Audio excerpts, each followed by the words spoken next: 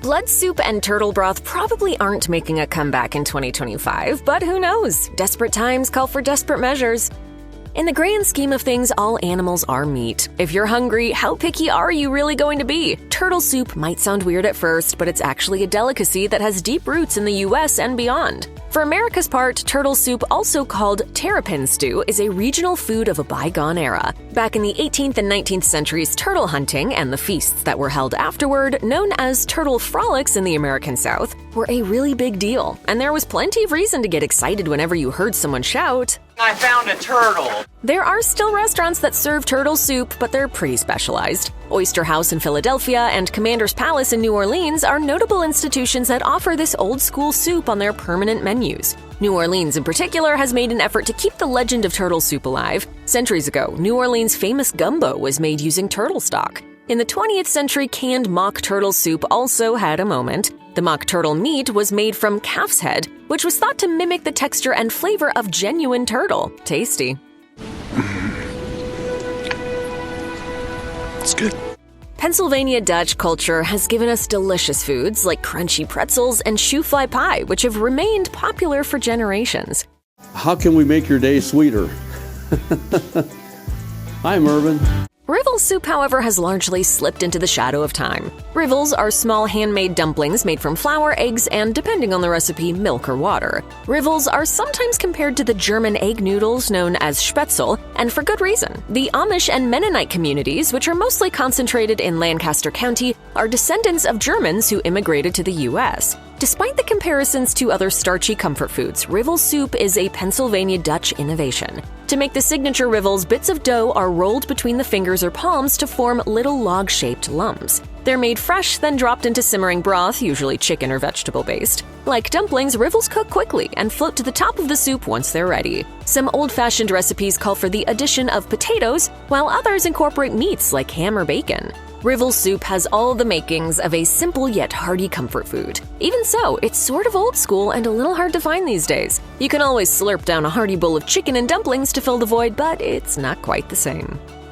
Few soups are as old school or as brutal as Melas Zomos. It was a signature soup of the Spartans, the hardcore bloodthirsty warriors of ancient Greece. And they were bloodthirsty indeed. When the Spartans weren't ahooing up the battlefield, they were eating communal meals of Melas Zomos, a soup of boiled pork, fresh blood, vinegar, and salt or spices. If this doesn't sound appealing, well, it wasn't meant to be. The Spartans ate for strength and sustenance rather than taste. Much of the lore surrounding Melas Zomos has been derived from the writings of the Greek historians Herodotus and Plutarch. One famous anecdote about Melas Zomos involved a man from the ancient city of Sybaris visiting a Spartan mess hall. Sybarites were known for their self-indulgence and penchant for luxury, so when the man tasted the Melas Zomos, he said, "Bloody hell!" Actually, what he said was, "Now I know why the Spartans do not fear death." But although Melas Zomos has gone the way of the dodo, that doesn't mean soups with blood as an ingredient have vanished from society. The Philippines has a pig's blood stew called dinagoan. Poland has tarnina, made from duck blood, and Korean sonjiguk is based on clotted cow's blood soup. Compared to some of these soups, squirrel stew is actually still fairly common, depending on where you live. Even the Swedish chef got in on that goodness. Young is very great outdoorsy. They make the squirrely stew. America's early settlers often relied on squirrel stew as a source of nourishment. Hunting and skinning squirrels was a lot simpler and quicker than taking on larger game, so many families made squirrels a regular part of their diet. A pot of slow-cooked tree rat with vegetables like carrots, peas, or cabbage, broth, and a little seasoning made for a simple and filling meal. Bacon. Squirrel. Squirrel.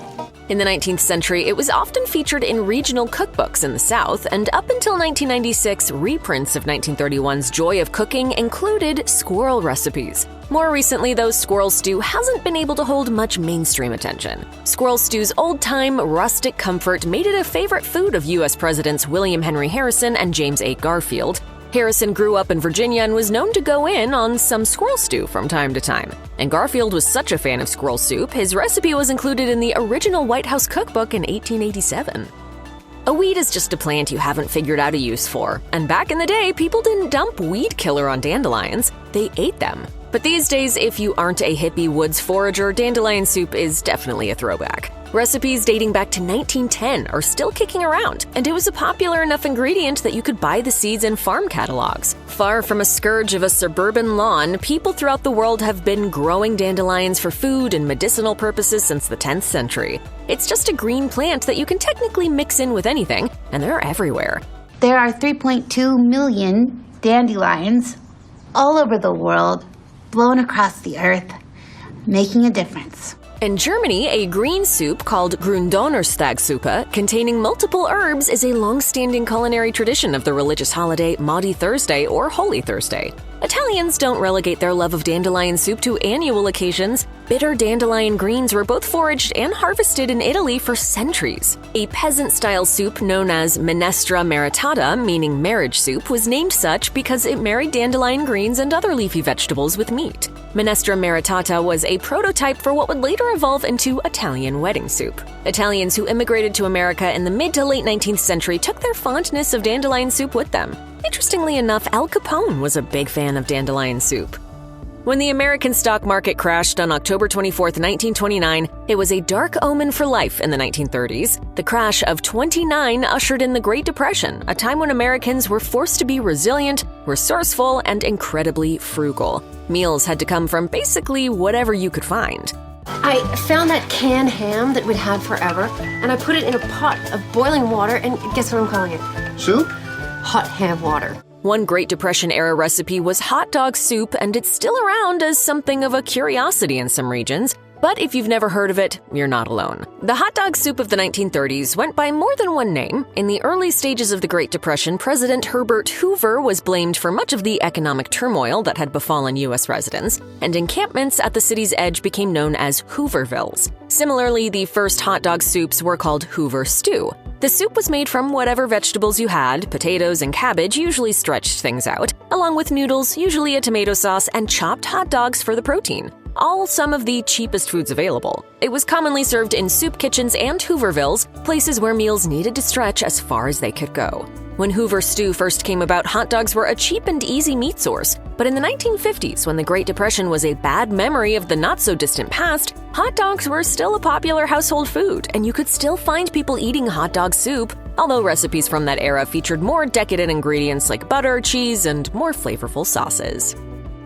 Ancient Mesopotamians didn't have the internet to keep track of their favorite recipes, but modern-day archaeologists digging in what was formerly Mesopotamia have unearthed several clay tablets that turned out to contain some descriptions on the preparation and cooking of food. Experts in Mesopotamian history say that much of what was eaten in the archaic civilization were soups and stews, and one of these stews was known as Zirbaja. The Abbasid dynasty ruled over Baghdad from 750 to 1258, and Zirbaja was so popular in the cuisine that it was part of a plotline in Arabian Nights. The stew consists of chicken, almonds, and saffron. However, modifications were made over time. One recipe from a 10th century cookbook calls for a green sauce made from crushed parsley, a bitter evergreen called rue, and pistachios. Zirbaja isn't well known throughout the globe, but efforts are being made to change that. This old-school soup and several other ancient dishes of the Fertile Crescent are stepping into the limelight thanks to the work of people like historian Nawal Nasrallah, who dug deep into ancient Iraqi cuisine to write the cookbook Delights from the Garden of Eden. There were also recent culinary efforts by Bahraini chef Tala Bashmi to modernize Zirbaja in the fine dining space. Once upon a time, cultures all over the world were slurping up mutton stew. Really good. In England, a thick stew of ground mutton was part of the 16th century royal diet. A traditional Irish version contained hunks of mutton, onions, potatoes, and barley. From Hungary to Indonesia, aromatic mutton-based stews were once a lot more common than they are today. The flavors of these stews and many others endure, but in modern times the mutton itself has usually been swapped out for lamb, beef, or other proteins. One reason why mutton has faded into relative obscurity is because a lot of people don't love the taste, and it requires a longer cook time than younger, more tender lamb. Mutton is a bit of an older lamb. It's a bit tougher. It's got a stronger flavour, but the toughness is going to be taken away when we slow cook it in the Irish stew. In America, mutton's association as a World War II-era food made it off-putting or unfashionable in the years that followed. Another reason for the rarity of mutton in stews or otherwise is because the costs to raise, process, and ship the meat have increased exponentially. To the discerning modern palate, oatmeal soup doesn't get much attention these days. Oatmeal soup's origins stretch back to 6th century Ireland when brochan or broths made up a large part of the Irish diet. The poor, especially, had no other option but to live off the land. Oats were a staple crop of the Irish and were often ground into meal. Early versions of oatmeal soup combined boiled oats with 2 other mainstays of the Irish diet, milk and leeks or onions, and it stuck around in one form or another for hundreds of years. Fanny Farmer's The Boston Cooking School Cookbook, first printed in 1896, showcased a typical recipe for oatmeal soup. Oatmeal was added to a boiling pot of stock, then pushed through a sieve before being mixed with scalded milk, butter, and flour, with a finishing of salt and pepper. Soup and oatmeal tend to be eaten as separate entities today. Savory oatmeal has risen in popularity, and the notion of fortifying oatmeal with salty ingredients is a basic principle behind Japanese breakfast. Variations of savory oatmeals have been widely embraced as a customizable meal option with numerous health benefits.